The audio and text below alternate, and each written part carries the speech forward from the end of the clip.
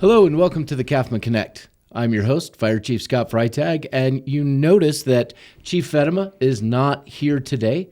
We have someone that's going to engage with us, Josh Gentle, one of our newer folks with CAFMA who works in the warehouse. And following up with what we did with Firefighter Malm and with Firefighter Basurto, we're talking to some of our newer folks to get to know them a little bit better. They have some unique backgrounds, and I think, Josh, from what Cody tells me, or Chief Rose, you have some interesting background that we were talking about. But let's start first with welcome. Thank you. Thanks for having me. Yeah, I know this makes people uncomfortable for some reason. It I don't does. know why. So, Josh, let's start with where did you grow up? So I grew up in Southern California, from Rialto, which is in San Bernardino County. Okay. I lived there most of my life, and then it wasn't till my adult life that I later moved to Rancho Cucamonga and spent a few years there. Okay. So you went through school there, and you also went to college. I did, yes. Where'd you go to college? I went to Cal Poly Pomona. Cal Poly Pomona. I think my brother-in-law may have gone there before he went. What's the one in San Luis Obispo? Yep. That's it? Yep. Yep, that's where he went.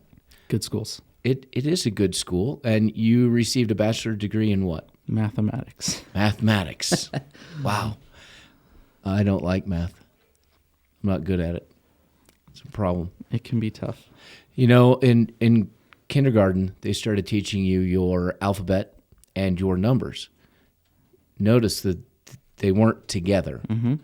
And yet, in your world, they intermingle seamlessly. Yes. For me, I've stayed consistent throughout my whole life. They taught me they're separate. I keep them separate. Sure. So what did you do after you graduated with your degree? Not as much as I'd wanted to. Okay. When I initially went to school, I had went to school for mechanical engineering, and it took me 3 years to figure out that I didn't like it. All right. So I found that math was really my passion. Okay. And that's what I enjoyed. And so I switched to mathematics. I decided that I was going to become a teacher. Okay. And after graduation, as I started to mature and change as a person, I think what I wanted was a little bit different. Okay. So to answer your question, I guess what I did was move here. Okay. So what brought you to Arizona? To put a long story short, my wife and I, we just we wanted more than what we had. We wanted more out of life. Okay. And we, in our current situation where we were at, and the tools that we had, we just didn't really see much of a future for ourselves where we were at. And so Right. we decided to move here for better opportunities. Okay. Well, California is pretty expensive. It is. The pay can be pretty good in some places, but that is offset by the expense. Yes. So you grew up, spent your entire life there, and then you moved to Arizona. And what'd you do when you got here? So I actually, the company I'd worked for, I was able to transfer here. So it made moving pretty easy. Okay. My wife left her job, so we were here on one income. We had some family here. Okay. And so we were able to live with them, get on our feet. But I continued to work at the company that I was working at, and I had seen a Facebook post on one day on CAFMA's website or on Facebook for a warehouse technician, and I thought, that sounds like a great idea. So here you are, from Cal Poly to mechanical engineering to mathematics major, and now you're here at CAFMA. That's pretty cool. I mean, we're glad you're here. Thank you. We hear a lot of great things I'm happy to be here. about what you're doing.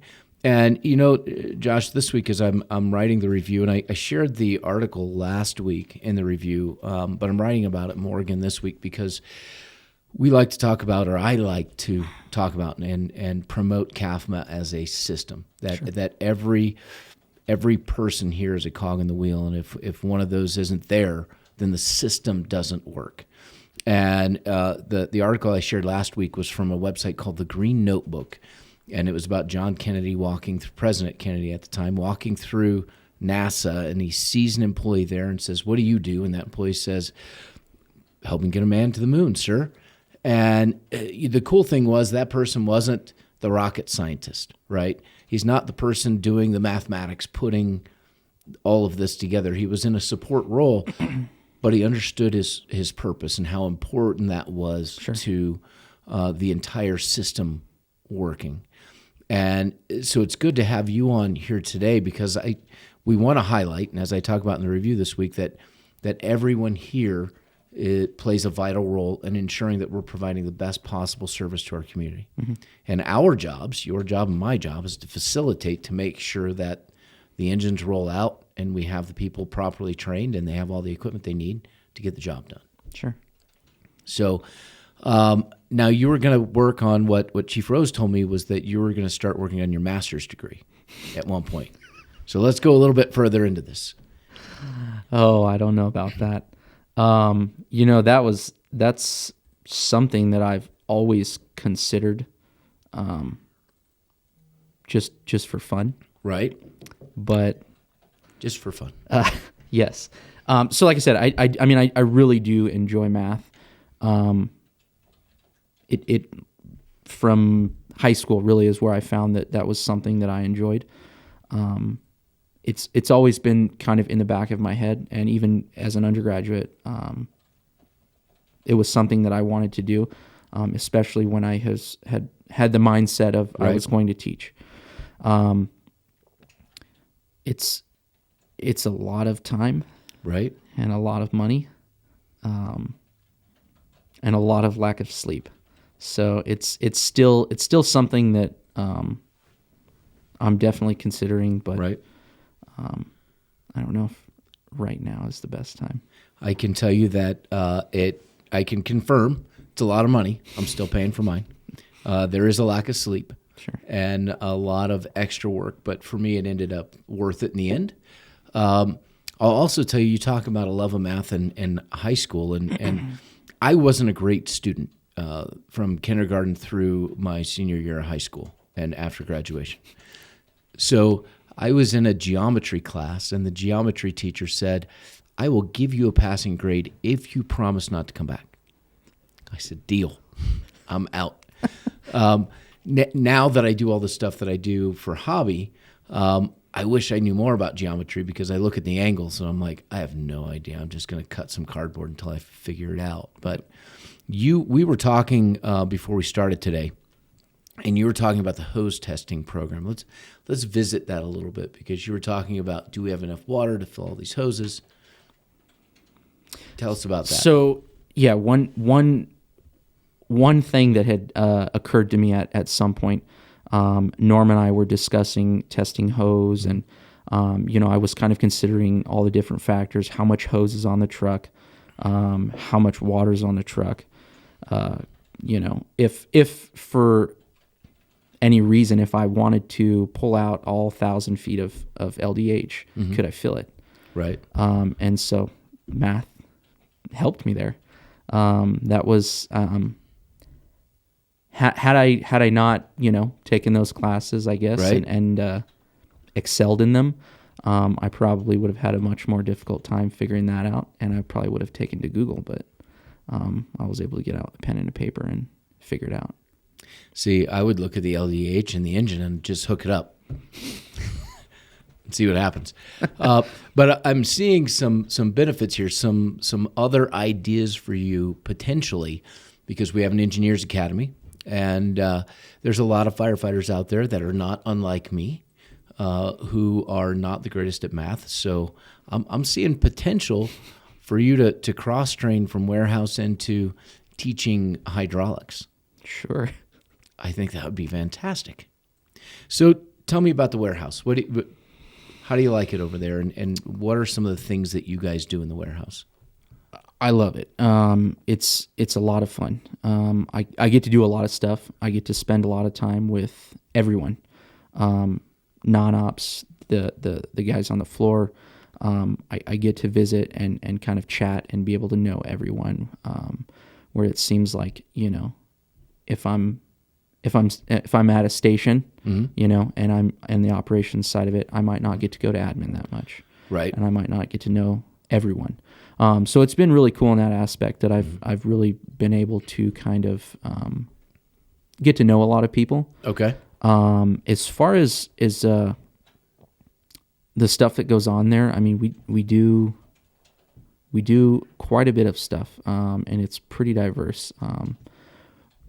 I guess first and foremost would be station supplies. Okay. So, I mean, anything from air freshener for the restroom, right. toilet paper, janitorial supplies, whatever that might be, office supplies. Okay.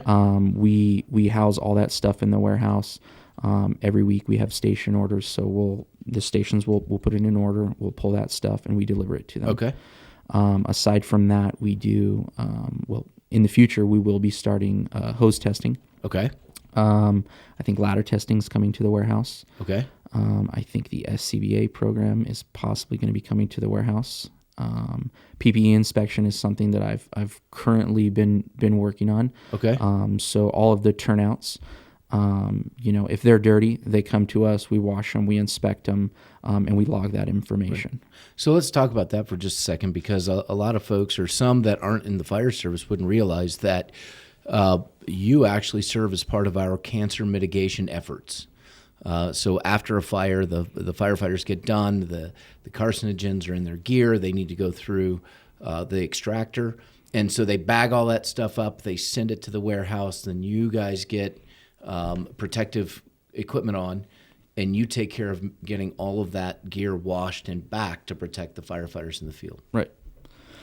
So and it's exactly just that. So if somebody has, one of our engine crews has a fire that they're on, they have carcinogens on their turnouts, they would come back to the station, they break them down, pull them apart.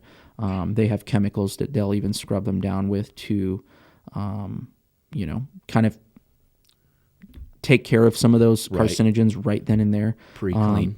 Exactly. And then they get sent to us, and we put on gloves, we have masks, we've got sleeve protectors, we've got a lab coat. So we, because there's potentially still could be a lot of carcinogens on them. But yeah, we put them in the extractors. Everything gets, there's a madness or a method to the madness. And so like with the shells, you want to make sure that all the Velcro's shut, all the snaps are shut. With your liners, you want to turn them inside out because we want to wash the part that's on the body. Sure. And then, from there we'll bag up like the DRD, the suspenders, gloves, hoods, and then those get washed separately. Okay. That's a long ways from when I was still on an engine several years ago. We'll just leave it at that. When we first got extractors in the stations, and we're like, what do we do with these?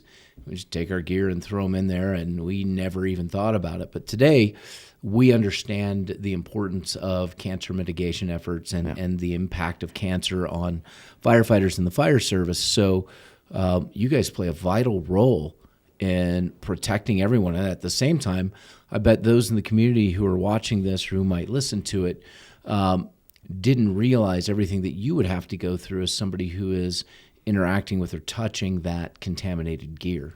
Sure.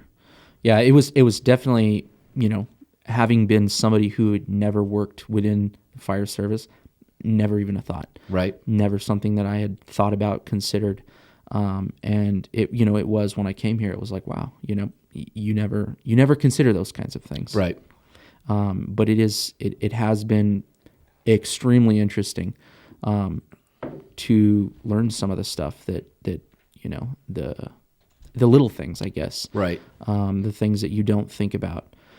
And I have really enjoyed, learning a lot of that stuff.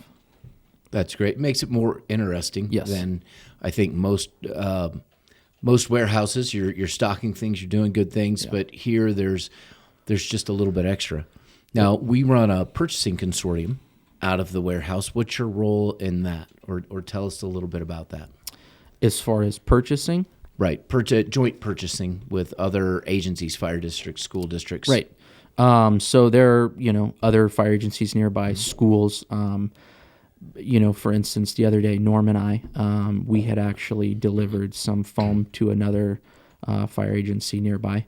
And paper even is one thing that I had never even thought about. But I mean, the schools, the offices at the fire departments, Right. even in the station, they got to have paper. Sure. And so that's one thing that we do is we actually, distribute that stuff to other agencies and schools in the area. It's kind of a cool setup to, and again, for the public's knowledge and some of our newer folks here at CAFMA, we save up to about 50% on medical supplies because we run this purchasing consortium, which works out very well for us. So there's a benefit to it. There's a small upcharge or fee that we charge, but is it 5%? I'm not sure on that one. It's just enough to cover our costs. We're not making money on it. We're just trying to save everybody Right. money, including us. It's been very interesting. We and to that with the medical supplies, we do have a group where we'll purchase medical supplies, and I'm not familiar with all of the logistics of it, but like you were saying, there are other fire agencies nearby that they do use that same purchasing group to purchase medical supplies, and I think it benefits everyone. That's great. Well, Josh, how long have you been here now? It's been about 6 months. I started July 6th. July 6th. So maybe in another 6 months when you're off probation, we'll get you back. See how your first year was? Sure.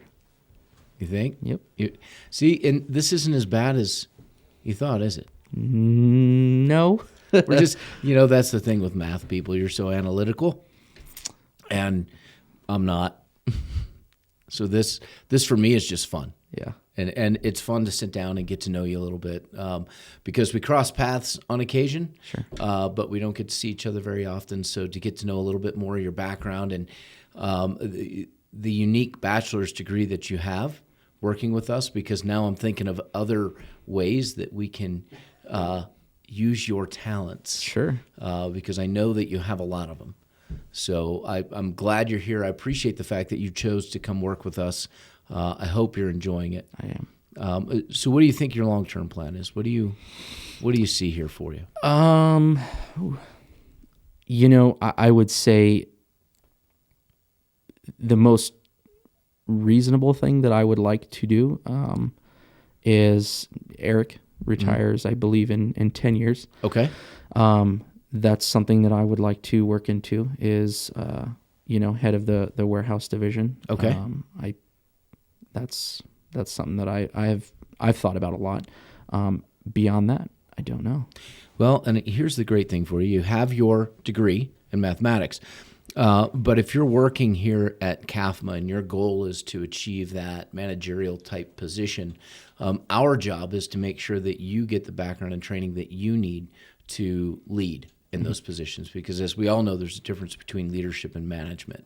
Yes. So you're going to have the opportunity over the coming years to attend some of the training that we put together on leadership and travel to go to other training that is appropriate for you and take part in a lot of different ways. Because again, what we're finding, and we're still working on this as CAFMA, but I think we're getting a little bit better, is previously senior staff might make a decision and it may impact, I don't know, let's call it tech services and our wonderful producer, Jonah, who's behind the lights and on the computer, and we wouldn't necessarily tell him. I mean, it wasn't we were trying to hide it from him. We just didn't think about it. Right. So now we're trying to think about, okay, every decision we make, who does that impact?